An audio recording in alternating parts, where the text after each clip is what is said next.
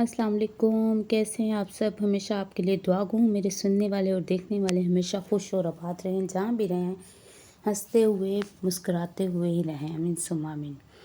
बस यहाँ कल मैंने जहाँ गांव की वीडियो ख़त्म की है वहीं से स्टार्ट की है। यहाँ बैठ के हम लोग खाना खा रहे हैं। पुलाव बना है, बहुत ही मज़ेदार गाँव का पुलाव। क्या टेस्ट है, क्योंकि मैं पहले टेस्ट कर चुकी हूँ इसलिए बता रही हूँ। बहुत ही मज़े का बना है, लेकिन अब पेट भर के फुल करके खाती हूँ जल्दी से। फिर उसके बाद भाई को मैंने बोला है कि मुझे घर छोड़ के आए, तो बस पहले जल्दी से मैं ये खाना खा लेती हूँ, उसके बाद फिर चलती हूँ अपने घर।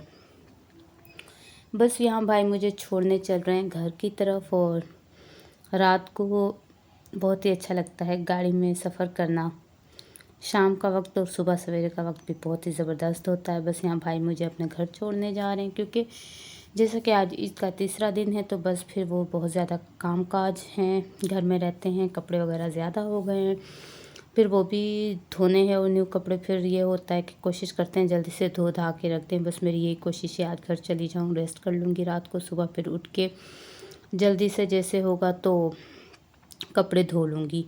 बस फिर इसलिए मैंने बोला भाई को, भैया आप मुझे रात को छोड़ कर आ जाएं। भाई लोगों ने कहा तो बहुत कि आप अभी मत जाएं, लेकिन मैंने बोला नहीं, क्योंकि घर में भी जाना है और घर के काम काज में जब बंदा घर पहुंच जाता है ना, फिर रिलैक्स हो जाता है। चले मैं घर जाती हूँ, फिर मिलती हूँ अगले दिन। चलें जी, ये अगला दिन है। अगले दिन दोपहर का वक्त है। सुबह को मैंने सारे काम काज निपटा दिए थे। ये दोपहर के वक्त मेरी सास ने खाने पे बुलाया हुआ था कुछ रिश्तेदारों को, तो बस यहाँ खाना लग चुका है। रिश्तेदार कौन रिश्तेदार थे, जो कि मेरे छोटे देवर हैं, उनका जहाँ हमने रिश्ता किया है, वो भी मतलब कि रिलेटिव ही हैं हमारे। बस उनकी फैमिली को, उस लड़की को इनवाइट किया हुआ था। ये खाना लगा हुआ है, बस यहाँ हम लोग खाना खा रहे हैं सब बैठ के। और तंदूर पे तंदूर की रोटी बनी है, ये देखें। वैसे ही अब गर्मियाँ आ गई हैं, तंदूर की रोटी ही गाँव में बनती है। बस ये तंदूर की रोटी, सालन, इस तरह करके बस मैंने कहा आपसे शेयर कर लूँ। बस यहाँ सब बैठ के हम खाना खा रहे हैं। और गाँव में देसी तरीके से खाना खाने का तो मज़ा ही अपना है, ये तो आप सब एग्री करेंगे। और चले मैं अपना खाना लगा ले लेती हूँ। ये देखिए, मैंने थोड़ा सा रायता लिया है और चिकन का सालन है और सलाद, ये चीज़ें मैंने ली हैं। अब ये मैं अपना खाना खा लेती हूँ आराम से बैठ के। वैसे तंदूर की रोटी बहुत अच्छी लगती है, और ख़ुद घर में लगी हो तो उसका तो मज़ा ही अलग है। चले अब मैं खाना खा लेती हूँ, मेरे अभी भी बहुत काम रहते हैं।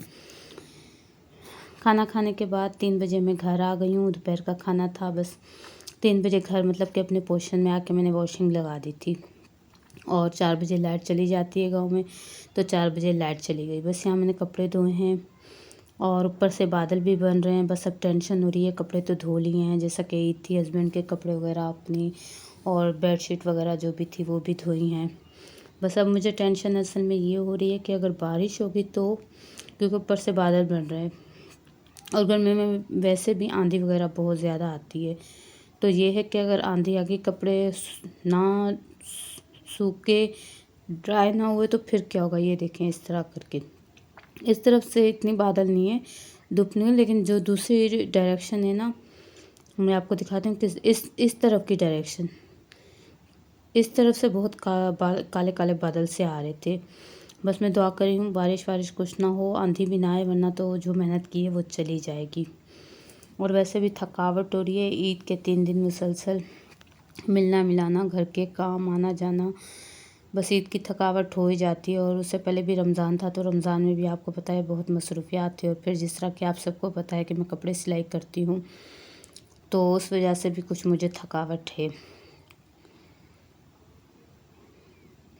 और अब बस गर्मियाँ आ गई हैं। अब गर्मियों में तो वैसे ही कुछ पता नहीं चलता बारिश का, कुछ पता नहीं चलता किस वक्त आंधी हो जाए, कुछ पता नहीं चलता किस वक्त क्या हो जाए, क्योंकि इस तरह होता है बेवक्ती। ये सब चीज़ें हो जाती हैं, बारिश भी अल्लाह की तरफ से और आंधी भी। बस अभी शाम का टाइम है, और शाम के टाइम मेरा बस दिल चाह रहा था कुछ अच्छी चीज़ खाने का, कि एक मुख्तलिफ़ चीज़ हो। तो फिर मुख्तलिफ़ चीज़ क्या होगी, आपको पता है गांव में लेना करना, फिर और तो कुछ नहीं कर सकते इस वक्त शाम के टाइम, वो भी रात के वक्त। तो फिर मैंने सोचा कि मैं ऐसा कर लेती हूँ, बेसन की रोटी बना लेती हूँ। ये आटा गूँध के रखा है मैंने अपने लिए सिर्फ, और ये बेसन की रोटी अब मैंने बना ली है, वो भी सिर्फ अपने लिए एक ही। बाकी सब घर वालों ने रोटी खानी थी, तो बस मैंने अपने लिए एक रोटी बना ली है बेसन की। ये देखें, आप बोलेंगे मैं इसकी रेसिपी भी दूंगी, बहुत ही मज़ेदार बनती है बेसन की रोटी। आप में से बहुत सारे लोगों ने वैसे खाई भी होगी, बहुत हल्की फुल्की होती है। बस अब मैं ये बेसन की रोटी खा लेती हूँ, अगर किसी ने खानी है आप लोग भी आ जाएं। वैसे एक बात है, आज मेरा दिल ना बहुत उदास है, पता नहीं क्यों खुद ब खुद उदास है, समझ ही नहीं आ रही। और मतलब कि काम सारा दिन में मसरूफ़ भी रही हूँ, उसके बावजूद भी दिल बहुत उदास है।